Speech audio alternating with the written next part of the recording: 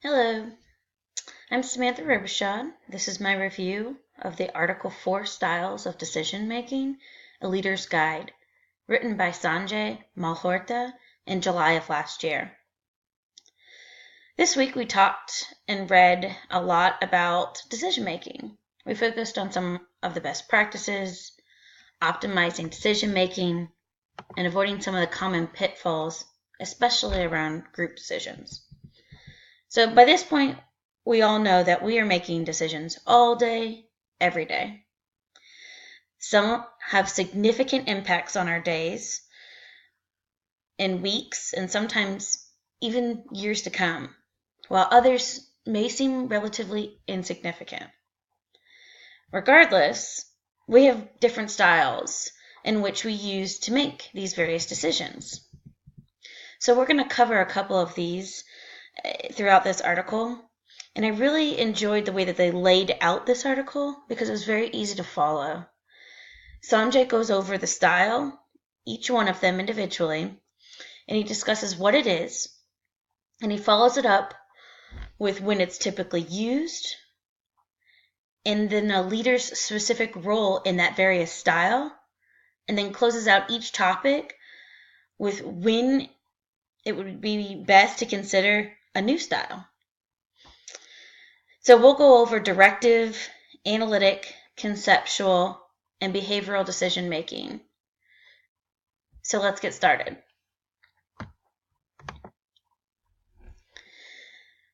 So to help you better understand the concept of this article, I want to give you some examples of decisions you may be making in the near future. Keep these in the back of your mind as we go through each of the styles, and then we'll circle back to them at the end. So I want you to consider, what type of shoe are you going to wear this Saturday? Should you purchase that house next month? You're now a CEO of a new company, and you're responsible for deciding the direction in which this company is going to go. And then lastly, you're charged with coming up with your team's new mission statement. So keep these decisions in the back of your mind as we go through each one of these styles. The first style we're going to take a look at is directive decision making. These types of decision makers are quick to make their decisions. Sometimes it's a bit impulsive, often not having quite all of the information when making the decision, and they're very short-term view. So when is the best time to use this decision? It's best to be used when the situation is repetitive, when it's very stable, and when there's a precise answer. Leaders that use this style should ensure that there are best practices in place for the reoccurring processes. They should also be continuously evaluating the situation and asking themselves if the decision is even theirs to make. Also, they should be asking if they have all of the information that is required to be making this decision. During their evaluations, they should be continuously looking to ensure that the situation has not become more complex.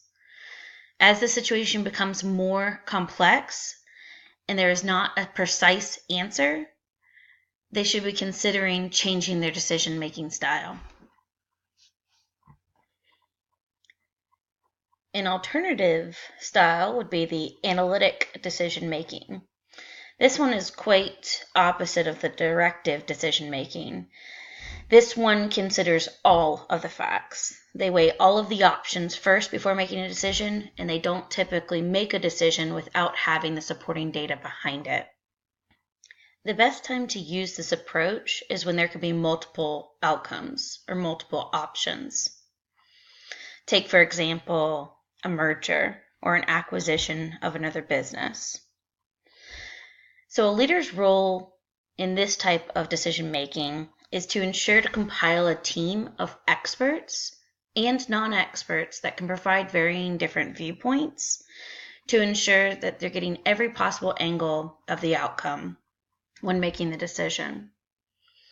However, this situation can cause a little bit of analysis paralysis, as they call it, where your wheels are just continuously spinning and you're stuck in the analysis phase and you cannot get out of it.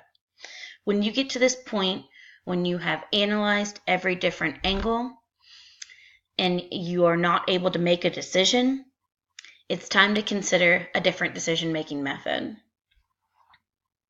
Another one of those options could be conceptual decision-making.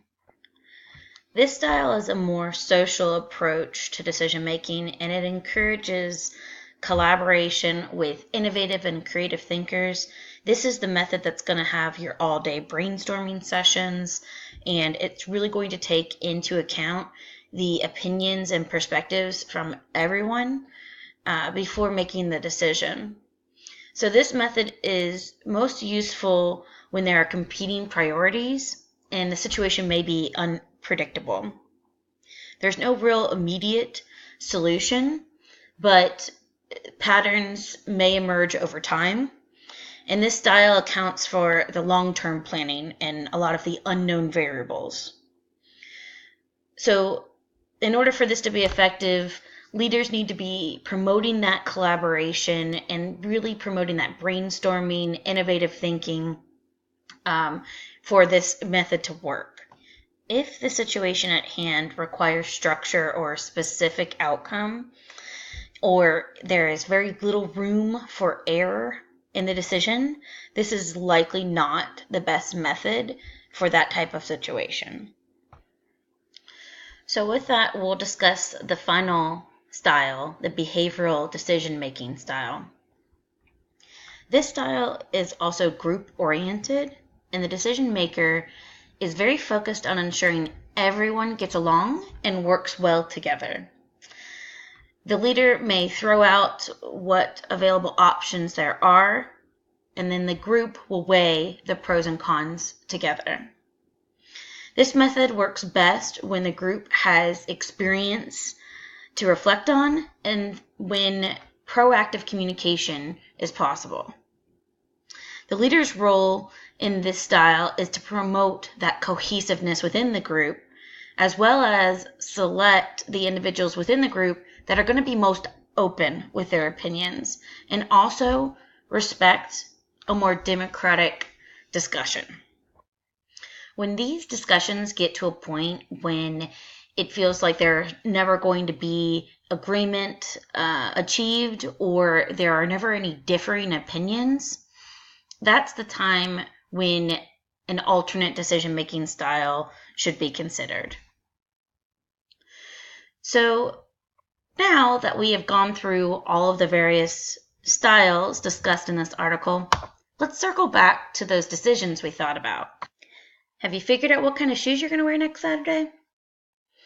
This decision is relatively insignificant and it doesn't have too many long-term impacts, so most of us are probably using the directive decision-making style when determining what type of shoes we're going to wear next Saturday.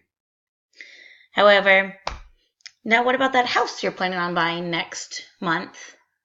This may or may not be true for some of you. And this one, we have to take into consideration a few more facts.